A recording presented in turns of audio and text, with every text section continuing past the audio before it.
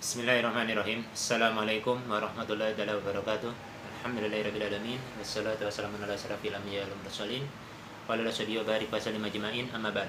Teman-teman, saudara-saudariku yang beriman dimanapun berada, kembali pada kesempatan di siang hari ini di tanggal 24 Ramadan tahun 1446 Hijriah. Mudah-mudahan hingga pada kesempatan siang hari ini kita semuanya masih diberikan limpahan rahmat Allah SWT dan maghfirahnya.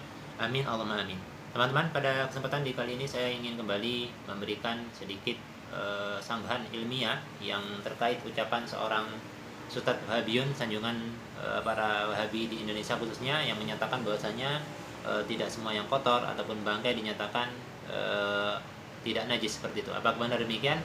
Sebelum saya memberikan bantahan yang ilmiah insya Allah, maka lebih baik teman-teman menyimak video berikut ini, ya durasi kurang lebih sekitar 3-14 detik seperti itu. Mari kita banyak perkara-perkara yang kotor tapi tidak najis. Contohnya ayam busuk itu kan baunya nggak enak, tapi dia tidak najis meskipun busuk ya. Contohnya khamar itu haram tapi dia tidak najis ya. Sok pinter, sok pinter. Nggak tahu ini tukang obat apa siapa yang ceramah ini. Ini kan menunjukkan kepada apa? Kebodohan. Teman-teman, baik. Dr. Piranda Andirja ini salah satu sultan sanjungan kaum Wahabiyun di Indonesia yang menyatakan bahwasanya tidak segala sesuatu yang kotor, ya misalnya bangkai ayam juga bau busuk katanya, tapi tidak najis. Apakah benar demikian? Dan juga terkait homernya, gitu ya. Terkait homer, apakah benar homer itu tidak najis? Mbak, kita merujuk setidaknya pertama kepada surah Al-Maidah ayat ketiga.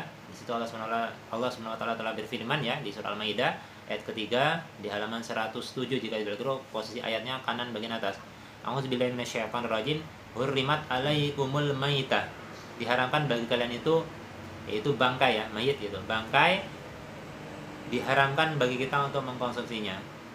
Demikian pula khamr ya, dalam di dalam satu surah Al-Qur'an disebutkan oleh Allah Subhanahu wa taala, innamal khamru wal maisir. Ya, sesungguhnya khamr itu wal maisir itu termasuk perbuatan setan ya, diharamkan kita untuk melakukannya. Jadi memakan bangkai terus meminum khamr itu adalah perbuatan yang dilarang dalam agama kita, dalam syariat Islam seperti itu. Lalu bagaimana tanggapan para ulama ya yang memang berkapasitas mengambil hukum terkait masalah bangkai tadi dan khamr? Apakah benar bangkai tadi tidak najis dan juga khamr tidak najis? Sebagai contoh tadi Ustadz Piranda memberikan contoh, yaitu berupa bangkai ayam. Bagaimana jika bangkainya lebih besar, seperti kambing, sapi, kerbau, onta dan sebagainya? Hewan-hewan yang halal dimakan tersebut apakah benar ketika menjadi sesuatu yang busuk baunya seperti yang dicontohkan ayam, ya hewan yang halal tadi tiba-tiba dinyatakan sebagai sesuatu yang tidak najis seperti itu?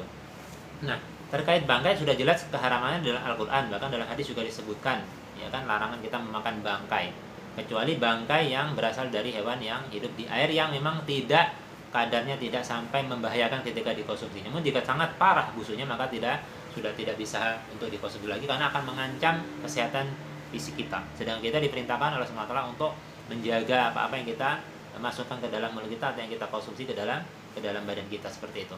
Yaitu di dalam surah Al-Baqarah disebutkan, ya Yuhannasu kulu mimma fil ardi halalan thayyiba. Kita diperintahkan untuk makan sesuatu yang halal dan yang thayyib seperti itu, yang bisa memberikan dampak positif ketika kita konsumsi. Kembali lagi ke masalah bangkai dan khamr tadi, bahwasanya ya ulama 4 mazhab tidak ada yang berbeda pendapat tentang haramnya khamr dan tentang haramnya bangkai. Dan juga ulama 4 mazhab sepakat bahwasanya segala sesuatu yang haram itu adalah najis. Maka khamr di sini yang dinyatakan keharaman jelas dalam syariat Islam dan imam 4 mazhab tidak ada yang berbeda pendapat, maka khamr dihukumi sebagai sesuatu yang najis karena dia sesuatu yang haram. Sebagaimana bangkai tadi, ya, bangkai tadi dihukumi sesuatu yang najis, maka haram untuk dikonsumsi. Bagaimana para sultan-sultan Wahabiyun yang lainnya atau para bayi Wahabiyun yang memuja ini sesuai dengan manhaj salaf ataupun yang lainnya lah, berpijak kepada Al-Qur'an dan Sunnah, maka justru pemahamannya seperti ini. Kalau sudah seperti ini, ustadznya bagaimana bayi-bayinya yang baru belajar, baru hijrah, ya kan? Kalau misalnya belajar di tempat yang tepat itu butuh waktu 30 tahun mengkaji, membaca kitab agar menjadi faqih ataupun menjadi ahli dalam bidangnya, ahli Quran kah, ahli fikih kah, atau ilmu yang lainnya. Tapi kalau di Wahabi cukup kita pindah mengaji 3 hari, 1 pekan, 1 bulan sudah menjadi ustadz atau ulama yang diidolakan. Bahkan yang terakhir ya kan, nanti akan kami buat agar lebih real lagi, bukan apa-apa, karena yang terakhir itu sudah gencar-gencarnya mengharamkan rokok, tiba-tiba ke pergok, ya kan, menghisap rokok dalam kondisi tidak memakai pakaian yang maaf gitu, tidak menutup auratnya untuk laki-laki ya. Untuk laki-laki sudah ada batasan dalam syariat Islam, batasan aurat laki-laki yang tidak boleh dilihat itu di mana.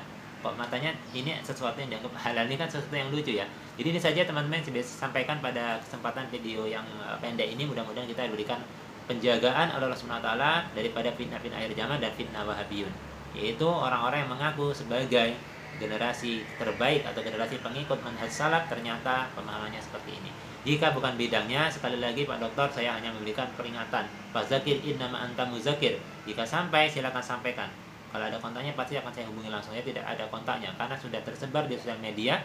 Jika dibiarkan akan dianggap sesuatu yang benar. Nah, ini sangat berbahaya sekali. Maka kalau mau berbicara fikih, setidaknya kita lihat apakah diri kita memang benar-benar yang ahli. Jika tidak, maka kita menyandarkan pada pendapat ulama setidaknya 4 mazhab itu yang memang sudah diakui, ya kan, keilmuannya oleh bahkan ulama berbeda mazhab sekalipun sudah saling mengakui keunggulan mereka masing-masing. Jadi ketika ulama mazhab sudah sepakat akan keharaman khamr dan bangkai tadi, dan sesuatu yang disebut sebagai bangkai dan khamr adalah najis, bagaimana ada orang yang berani mengatakan itu tidak najis? Dari mana sumbernya? Kami hanya ingin bertanya dan mudah-mudahan bisa terjawab. Ini saja, mudah-mudahan kita terhindar dari sesuatu yang diharapkan dalam syariat Islam oleh Rasulullah lewat lisan Rasulnya, dan tidak memakan sesuatu yang diharapkan. Dan di puasa ini momennya adalah kita melatih diri menjaga dari sesuatu yang halal untuk tidak dikonsumsi sebagai kontrol daripada yang mungkin hari-hari biasanya kita makan tanpa pengontrolan. Ya, akibatnya akan mudah sakit tubuh kita karena makan terlalu berlebihan. Di puasa ini kita dilatih untuk menjaga diri dari mengkonsumsi yang halal-halal, minuman, makanan di siang hari sampai nanti datangnya azan maghrib atau beduk di waktu sholat maghrib masuk. Bagaimana kita juga akan dilatih berusaha menghindari yang haram-haram nanti ketika Syawal telah tiba.